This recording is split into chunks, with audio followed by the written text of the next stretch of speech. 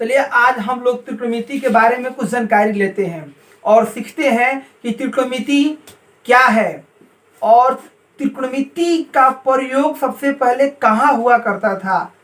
तो त्रिकोणमिति का प्रयोग सबसे पहले बेबीलोन और मिस्र में हुआ करता था।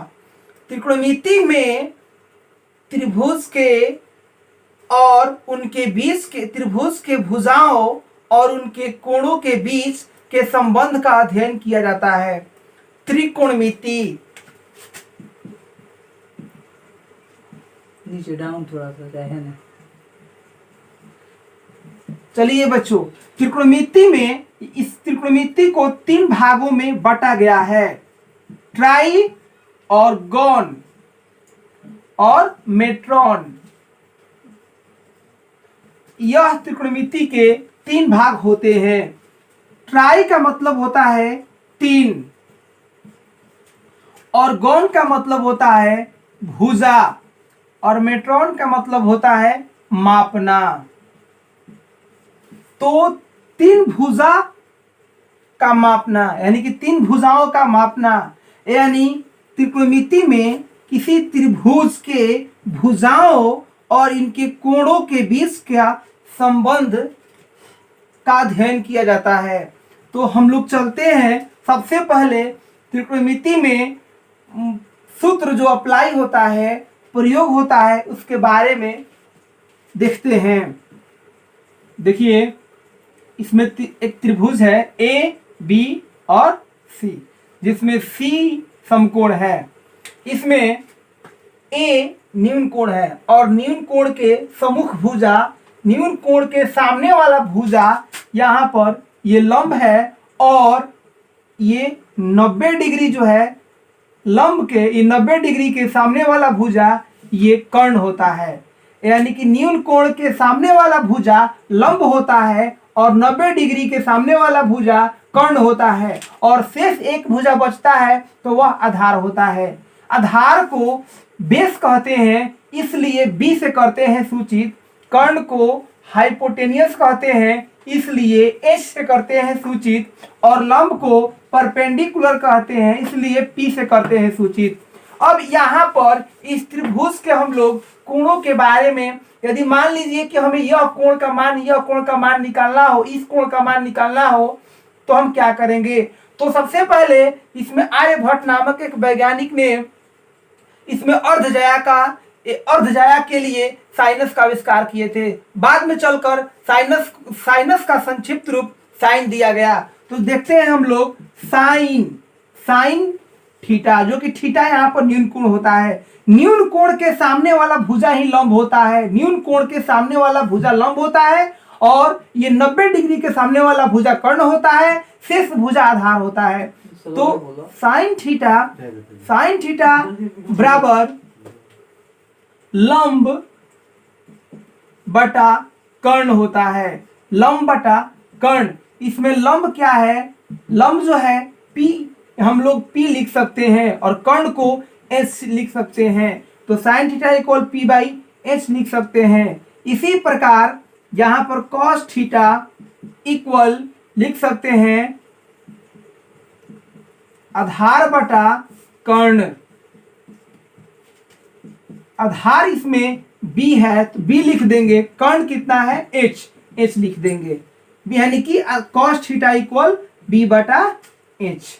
अब यहाँ पर टेन थीटा इक्वल लंब और अपॉन आधार, लंब बटा आधार, लंब को P और आधार को B, यानी कि P by H equal tan theta, P by B equal tan theta.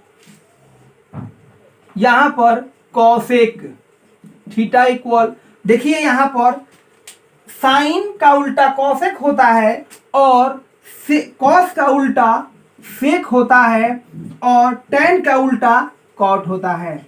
यानी हम जब साइन को लिखे हैं P बाई H, तो यहाँ पर कॉसेक को लिख देंगे H बाई P, क्योंकि कर्ण बटा लंब होता है। यानी कि साइन के जस्ट अपोजिट उल्टा होता है कॉसेक। इसी प्रकार कॉस जो है, cos theta equal B by H है, तो कॉस थीटा का उल्टा होता है सेक थीटा, और इसको हम लोग एच बाई बी लिख सकते हैं, यानी कि बी को नीचे और एच को ऊपर, बी को नीचे एच को ऊपर, बी को नीचे एच को ऊपर। इसी प्रकार tan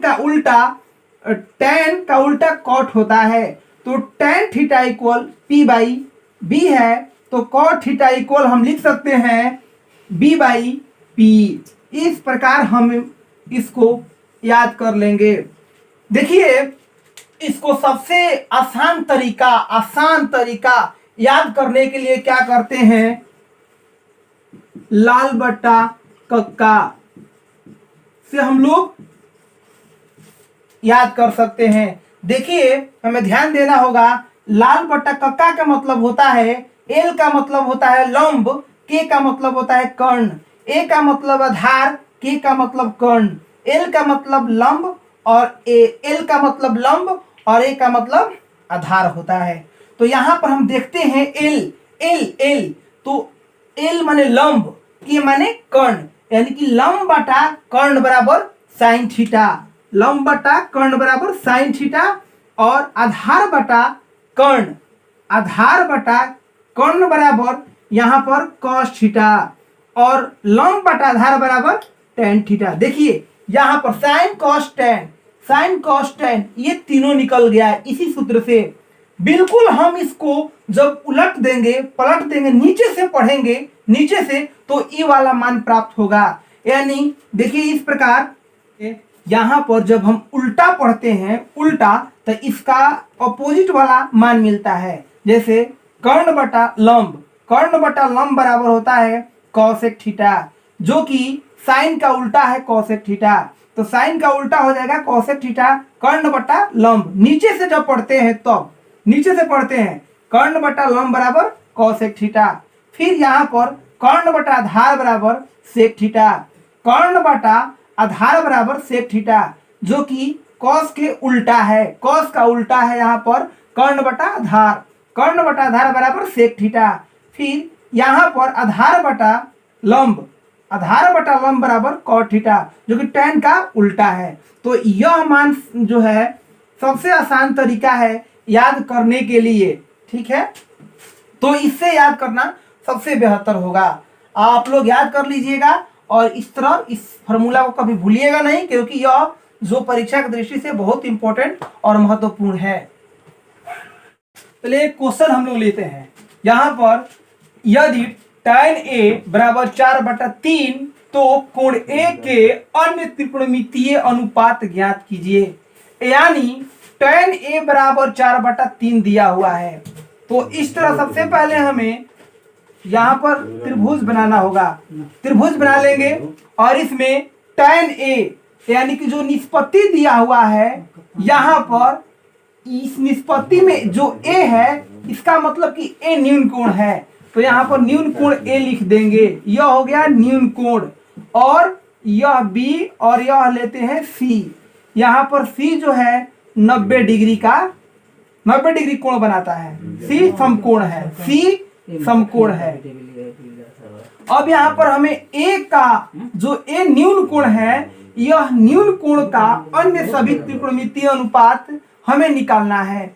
यहाँ पर चलिए देखते हैं, tan A बराबर 4/3, तो tan A यानी tan थीटा बराबर होता है लंब बटा आधार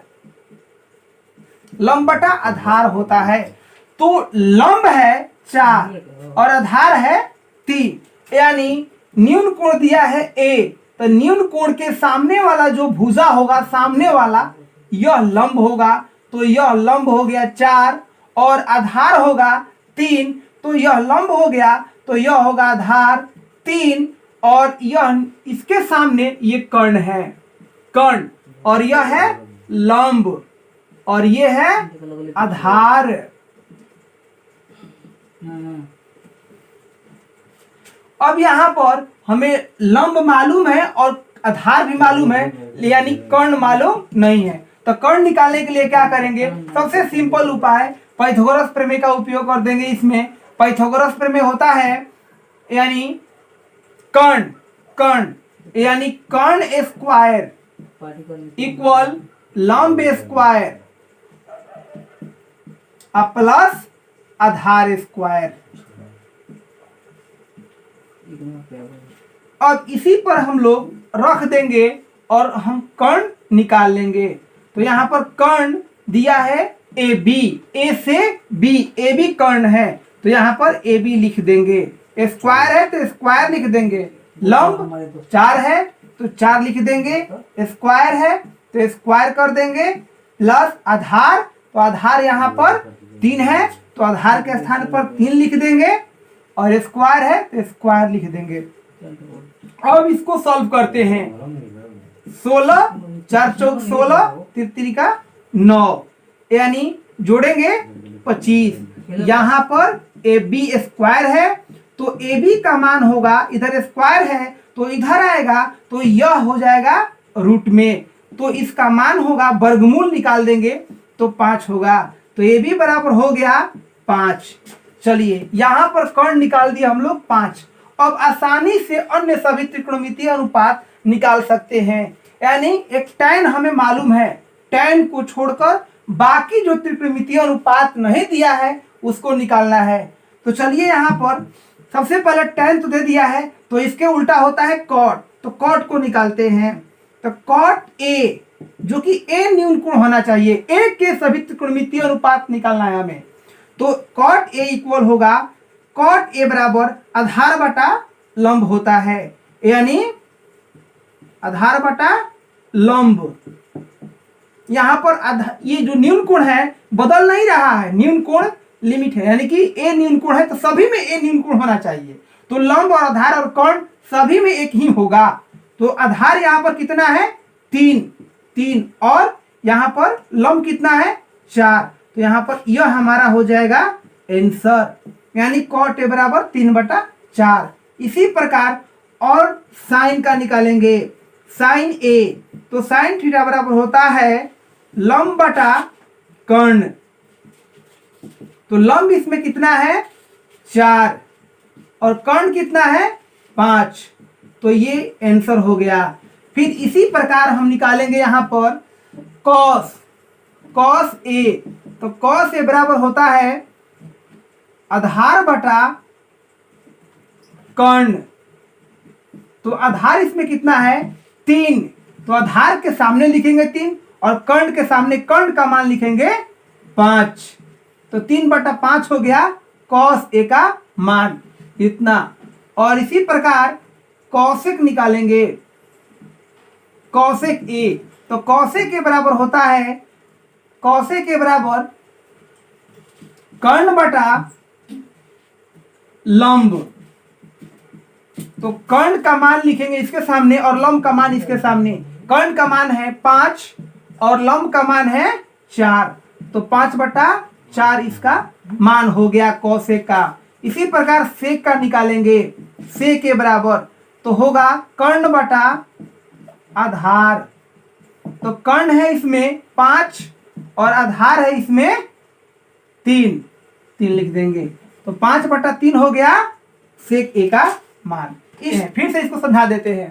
tan a बराबर दिया है इसमें 4/3, तो सबसे पहले tan a का फॉर्मूला हम लिख देंगे कि tan a बराबर होता क्या है, तो लंब बटा आधार, लंब बटा आधार, यानी लंब दिया है 4 और आधार दिया है 3, यानी लंब दिया है 4 आधार दिया है 3।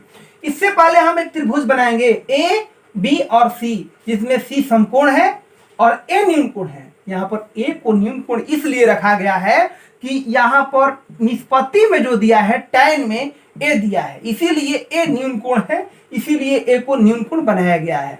अब यहाँ पर न्यून कोण के सामने वाला जो भुजा होगा वह लंब होगा और समकोण के सामने वाला भुजा जो होगा ये कर्ण होता है और शेष भुजा जो होता है आधार, यानी न्यून कोण को बनाने वाली जो सबसे छोटी भुजा होती है वह आधार होती है।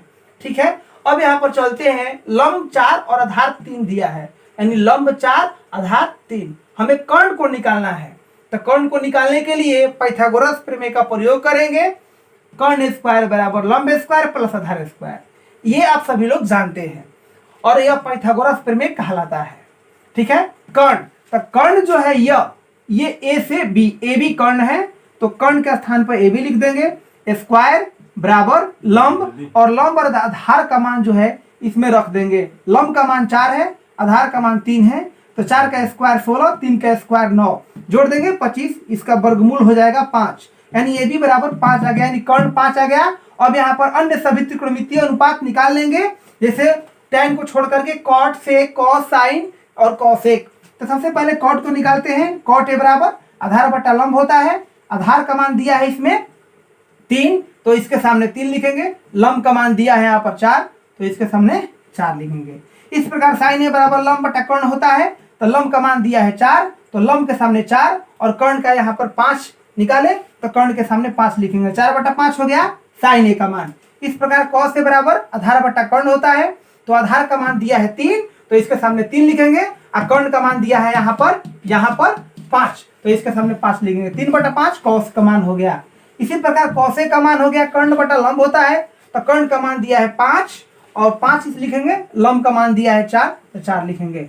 और sec थीटा बराबर कर्ण बटा आधार होता है, कर्ण का मान 5 है और लंब का मान है आधार का मान है 3 तो 5 बटा 3 हो गया ये सेक का मान। इस प्रकार हम पांचों अन्य सभी जो 5 त्रिकोणमितीय अनुपात था इसका मान निकाल लिए।